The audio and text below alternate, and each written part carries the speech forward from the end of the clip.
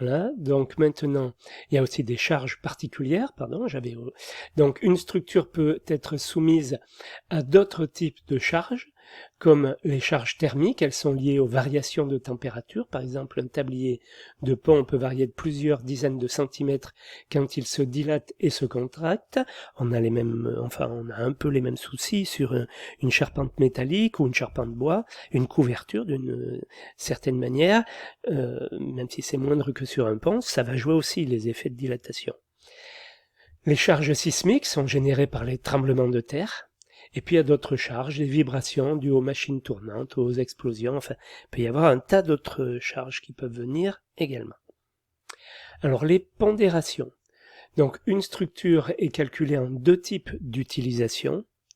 Ça aussi c'est important de le capter. Les ELS, état limite de service, c'est l'utilisation quotidienne d'une structure. Un plancher d'habitation ne doit pas subir une déformation trop importante si l'on veut respecter les tolérances de planéité pour la pose d'un carrelage et éviter les fissures. Voilà, donc il va falloir déterminer jusqu'à combien on va pouvoir le charger, quel sera son état limite de service. Et puis il y a les charges qui ne sont pas pondérées, qui sont les états limites ultimes, c'est ce qu'on appelle la ruine de l'ouvrage. On veut s'assurer que l'ouvrage va résister pour assurer la sécurité des utilisateurs.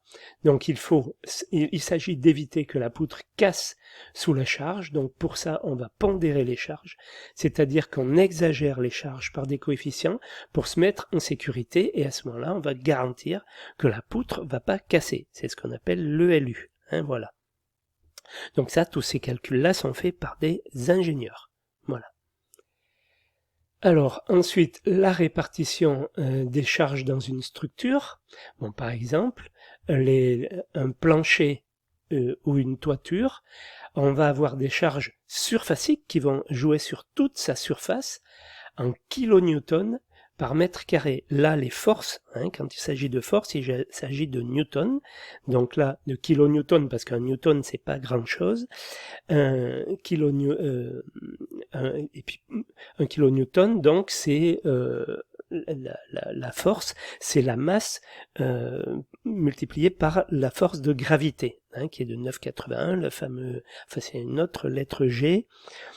Donc c'est le poids qui est un plus, enfin la masse multipliée par la force de gravité. Donc on a des kilonewtons, tout ça parce que ça va légèrement varier avec l'altitude. Pas de grand chose, mais ça va varier un petit peu.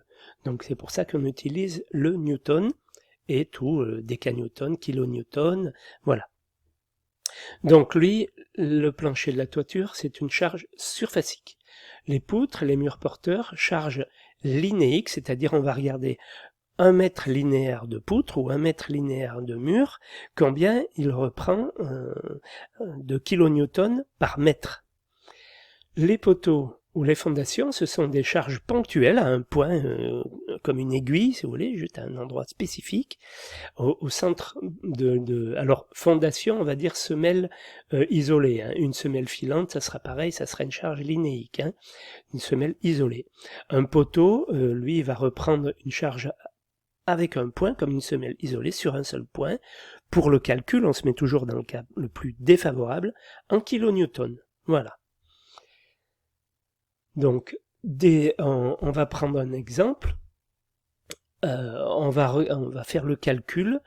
On va déterminer la charge appliquée sur la fondation S1, c'est-à-dire la fondation S1, c'est celle-ci, c'est la semelle isolée 1, numéro 1, située sous le poteau F3, le poteau P3, poteau P3 qui mesure 30 cm par 30 cm de section et je ne sais plus quelle hauteur on s'était donné, je crois 2,50 m.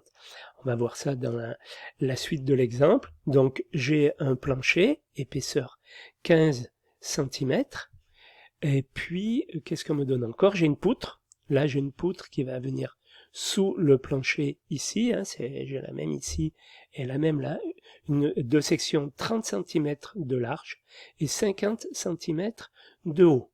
Voilà, et avec ça, je vais calculer combien la poutre va recevoir de charge. On va faire la descente de charge.